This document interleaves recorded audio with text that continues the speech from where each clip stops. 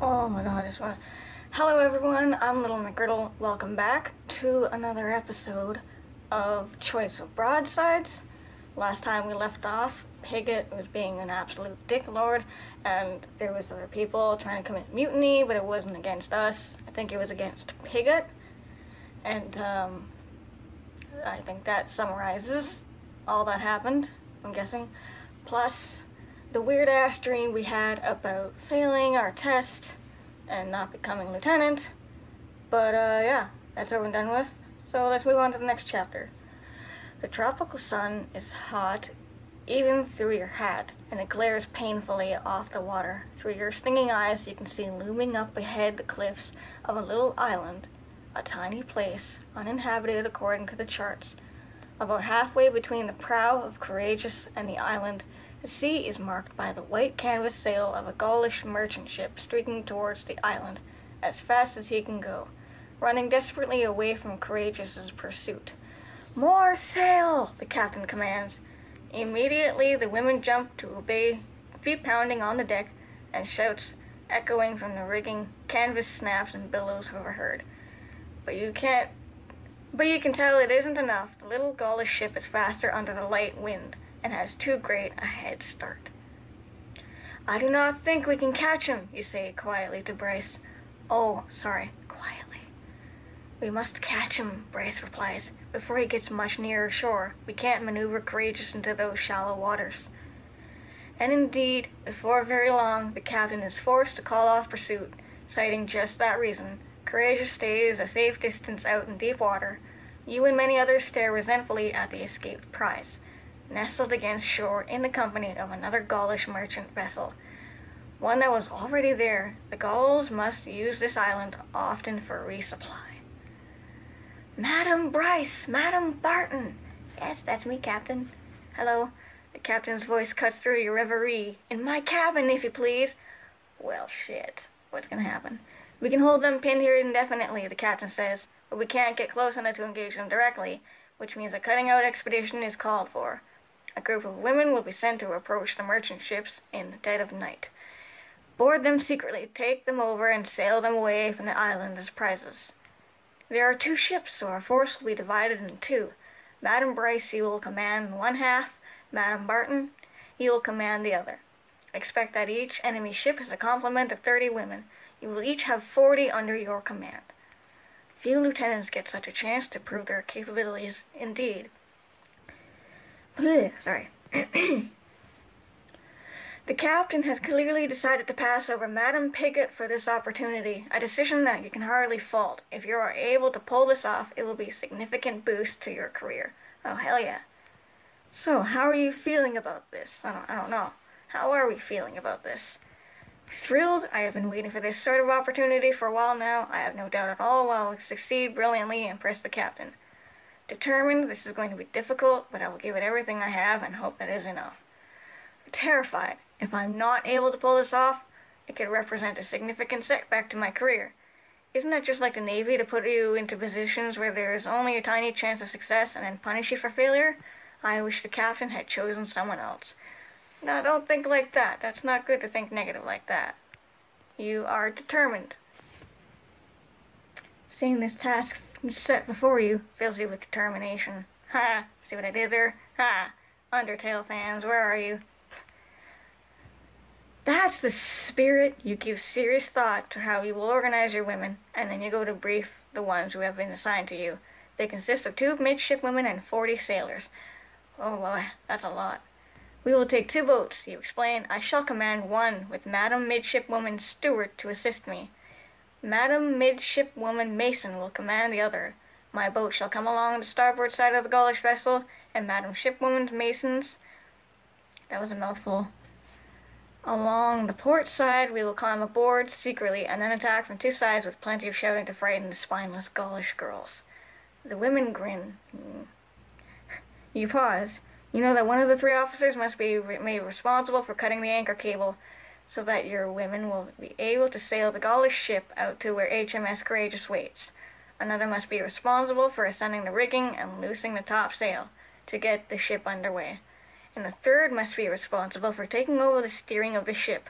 There are 3 officers available. You and the 2 midshipwomen. Which job do you want for yourself?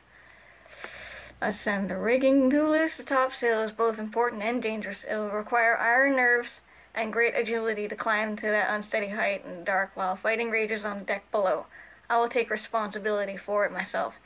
Nah, I have a slight fear of heights. I don't want to go up there and do it. Steering the captured prize back to Courageous is the proper job for the officer in command. I will take responsibility for myself. Cutting the cable is the most important job. It will have to be done while hand-to-hand fighting was still raging on deck. I will take responsibility for it myself. I think... Whoa, okay then. Thanks, Ellen. I will steer the captured prize back. Once we are aboard, Madam Midshipwoman Mason, it shall be your task to fight your way to the anchor cable and cut it through, releasing the Gaulish ship from its mooring. You continue. Mason pales slightly, but nods. Madam Midshipwoman Stewart, you shall ascend the rigging and loose the topsail to get the ship underway. Aye, ma'am, Stewart says crisply. Oh, I'm sorry. I shall manage the steering. You finish. None of you need to worry over that. See to your own tasks get done, and we all will be well. Now, women, you'll each be provided with a pistol and a cutlass. We will leave at 4 bells. You will be roused. Oh. Before dismissing them, you think over the plan. Is there anything else you need to say? Well, I don't know. Is there?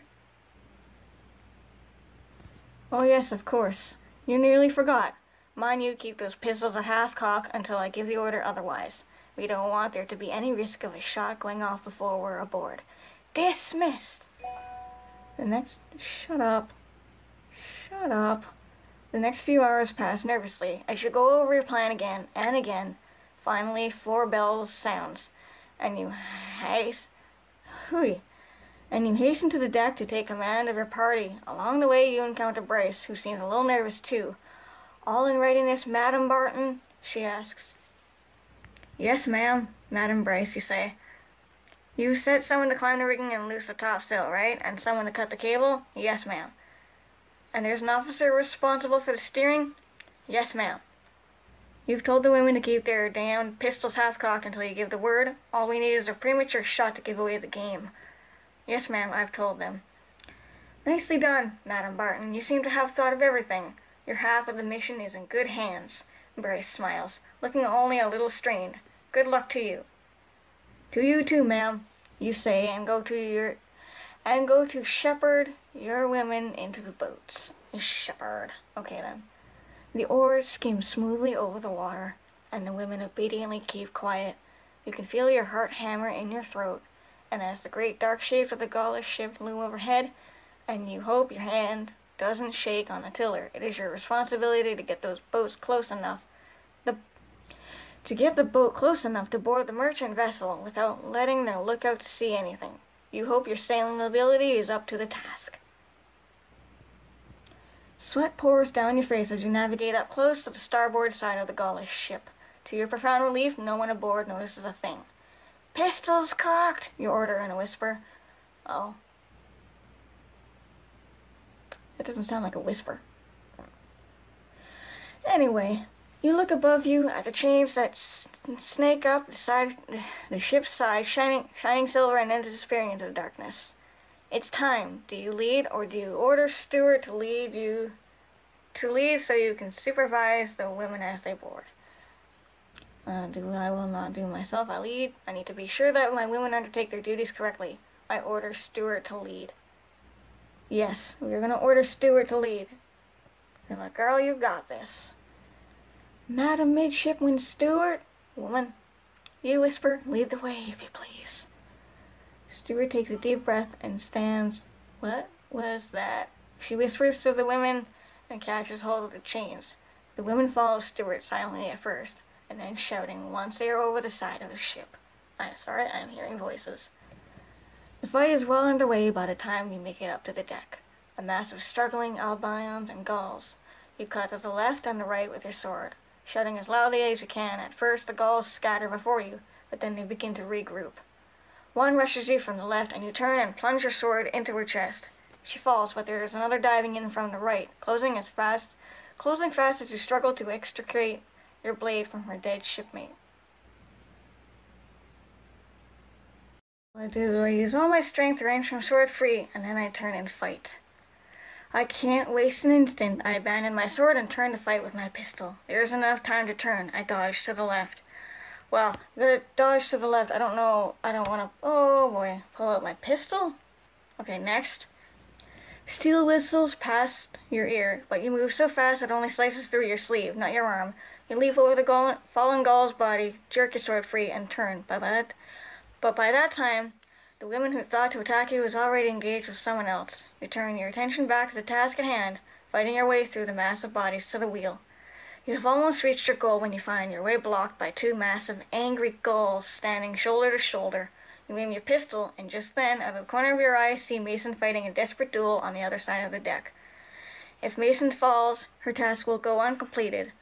On the other hand, if you spend your bullet to save her life, you will be out of ammunition, and then you'll have to fight both these Gauls with just your sword. If they cut you down, your task will go uncompleted. What do you do? Oh boy. I am confident in my ability to win any sword fight, even 2-on-1, and it is my responsibility to see the safety of those under my command. I turn and fire at Mason's attacker. But if I do that, I'll be out of ammunition. And like I said, I'll have to be fighting these two big, burly people with just my sword. That's not good enough. Mason can take care of herself. She is a well-trained officer of the Royal Navy. It is my responsibility to see my own part of the mission successfully executed. I fire at one of the Gauls in front of me. Yes. I gotta get to the steering, man. You fire and one of your opponents falls to the deck, writhing in pain. The other rushes you, but you are more than ready to meet her. She doesn't even manage to land a blow before you strike out viciously, severely injuring her sword arm. As you sprint onward, you spare a glance toward Mason. To your relief, you see that she has won her fight also, and is well on her way to getting her job done. You see, we didn't need to waste that bullet. She's a good girl. She's a big girl. We didn't have to, shoot. You pummel your way through the mass of bodies to the wheel. In between lunging and parrying, you see the moment when Mason cuts the cable, and the moment when Stewart loosens the top sail. Before very long, Gauls are surrendering to you and your sailors all over the deck. You take prisoner those who are still alive, and then set your hands proudly on the wheel and take your prize back to Courageous. Oh, hell yeah. Bryce's prize beats you there by no more than a few minutes. You and she meet on deck, and she looks as flushed and giddy as you feel. You reach over to shake her hand, but she squeezes you warmly. Ah, brilliant, the captain says in approval. Very nicely done indeed. The two of you, she orders, and you and Bryce to take command of your prizes and sail them to Albion, adding with a smile that she would be much surprised if you did not each receive a promotion to commander. Oh, hell yeah.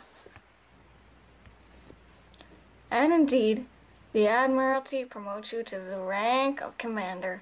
It is a proud moment indeed when you first walk down the street in Chesterport with an epaulet pinned to your left shoulder. Now you are eligible to command a sloop of your own and to receive the courtesy title of captain. Well done, Captain Barton. Oh yes, we have become a captain. That is amazing. I think we can go for one more chapter. What do you guys think? Yeah. We're gonna go for one more chapter. You experience the greatest thrill of your life when you step onto the deck of your first command, H.M. Sloop Hotspur. You are very pleased indeed by what you observe there. He is a gleaming, almost new sloop that reportedly handles like a charm. Crewed by good women, obviously accustomed to working together. A plum command, particularly for new commanders such as yourself. That night, you dream of all the fine things you will do now that you have a sloop of your own. In the morning, you wake to a general hullabaloo on the dock and the streets of Chesterport. Peace has been declared between Albion and Gaul. Yes! On the details, you are not yet finalized. Documents have signed and hostilities suspended. Before you know it, you find yourself once again in front of the captain who commands the port. But by this time, to hear the unwelcome news that Hotspur is to be paid off. What? Oh my god, no. Why? The Admiralty won't have need of such a large fleet in peacetime. Oh, come on, man. Really? You gotta do that? Your career has for the moment at least vanished in a puff of smoke and diplomats. Well, we just lost our... Oh, god damn it. Are you kidding me? Might there be any chance of another command becoming available, ma'am? You ask deferentially. The captain grimaces. I wish I could say that, Madam Barton. There will be ships needing captains, of course, but there will also be a great many post captains and commanders seeking positions. A bright youngster like yourself has a tolerable chance, but it may be some time. Oh, but it's not so bad. You're entitled to half pay, and of course you have your prize money. You should enjoy your leave. You will receive a letter when a command becomes available. How are you feeling about this? I'm feeling... I need coffee.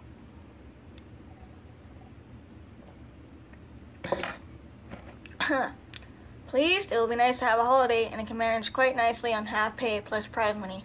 I am confident that I will get another command before very long. Yes, that's the spirit. Put some positivity toward it. Or resigned. Hang on. Oh no. Fucking hell. It will be very long before I am offered another command. Nervous? I am uncertain how long I can survive on half pay, even augmented by prize money. And what if I'm not offered another command? I can hardly train for another career. No, you're pleased. I'm gonna go with pleased. No negativity. We're not nervous. What's there to be nervous about? A perfectly understandable reaction. One day, some weeks later, on your way. For fuck's sakes. Back from drawing your half pay, you run into your old friend Bryce. Barton, what good luck to meet up with you. You must come and dine with me tonight. I want to introduce you to my husband. I am sorry. Almost said that we're her husband. Whoopsies. You enjoy the meal very much. Mr. Bryce is a charming host, gracious and sweet and well-mannered. You guys ignore this. Like, seriously?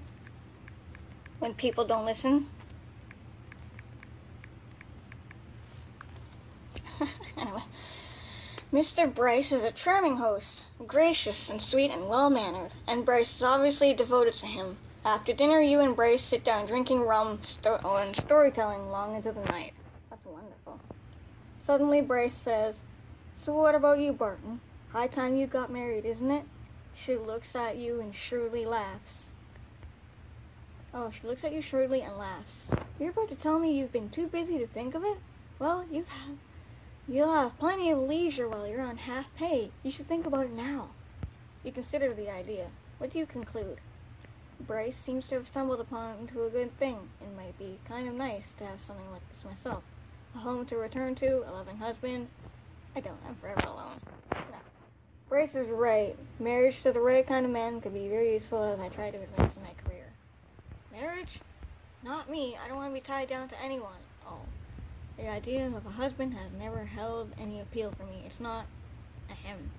It's not men I find attractive, you see. Oh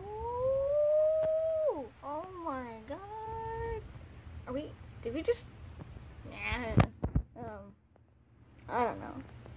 Okay, I'd rather not be tied down to anyone. Well, alright, Bryce says. If that's the way you want it, have another glass. And to her credit, Bryce doesn't bring up the topic again. She does, however, convince you to go with her and Mr. Bryce to the assembly rooms one evening. Truth to tell, you were not hard to convince. Excuse me. Where were we? Even if you're not in search of a husband, an assembly is quite a nice sight to see. The assembly rooms are crowded with young people dancing and flirting, in rooms off to one side. Those disinclined to dance or flirt are playing at cards. You walk around the ballroom, getting your bearings, enjoying the pomp and circumstance and splendor. Suddenly, a voice you know cuts through the chatter around you. Madame Barton! You turn astonished. It is Lieutenant Villeneuve. I'm sorry. She is not wearing the uniform of the Gaulish Navy, but is unmistakably the same woman whom you met aboard a Gaulish prize some time ago. The years since have treated her well. Her skin is more weather-beaten, perhaps, and a scar seams her left cheek. But she looks to be otherwise in good health and good spirits, and not hurting for money either. She is dressed in a very fine linen shirt and a coat with gleaming gold buttons, and she carries a pair of elegant gloves, such as a gentlewoman wears when dancing. She has clearly come to this assembly intending to dance. It is a small shock to you to realize that a Gaulish officer is here as someone's invited guest. How do you respond? I wouldn't complain. Why would I be freaking out while she's there?